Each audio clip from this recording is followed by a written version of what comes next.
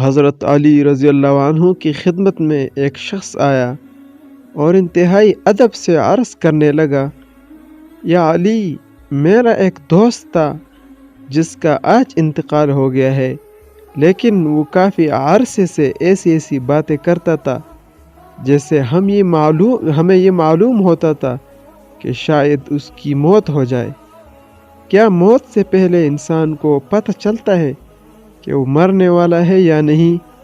تو اس پر حضرت علی رضی اللہ عنہ نے فرمایا کہ اصل میں موت ایک زندگی کی طرف انسان کو لے جانے کا نام ہے، موت ختم ہونے کا نام نہیں۔ کبھی اللہ اپنے بندوں سے موت کا ڈر ختم کرنے کے لیے الہامی خواب دکھاتا ہے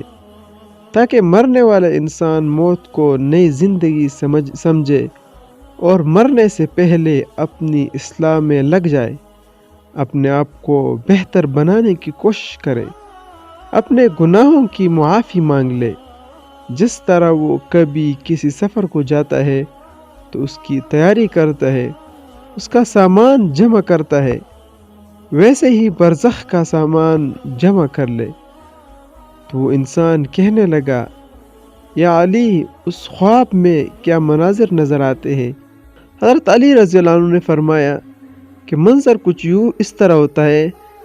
کہ انسان سفر کر رہا ہے، اس کا لباس سفید ہوتا ہے، اور اس سفر میں انسان جو اس کے ساتھ رہتے تھے لیکن آج وہ مر چکے ہیں، وہ اسے نظر آتے ہیں اور یہ کہتے ہیں کہ تمہارا سفر ختم ہونے والا ہے، جبکہ انسان ان لوگوں کو دیکھتا ہے اور ان کے ساتھ جن کے ساتھ وہ پہلے رہتے تھے، وہ مرنے کے بعد بھی ختم نہیں ہوئے، تو انسان مطمئن ہونے لگتا ہے، تو اسے موت سے ڈر نہیں لگتا۔ تو کہنے لگا، یا علی، اگر کوئی ایسا خواب دیکھے اسے معلوم کیسے ہوگا کہ یہ الہامی خواب تھا یا شیطانی؟ تو حضرت علی رضی اللہ عنہ نے فرمایا، جب بھی اس قسم کا خواب دیکھو، خواب دیکھنے کے بعد تم ڈرنے لگو، پریشان ہونے لگو، تو سمجھ جانا کہ وہ خواب شیطانی ہے، لیکن اس خواب کے بعد تم مطمئن ہونے لگو اور تمہیں موت سے پیار ہونے لگے، تو سمجھ جانا کہ یہ خواب رحمانی ہے۔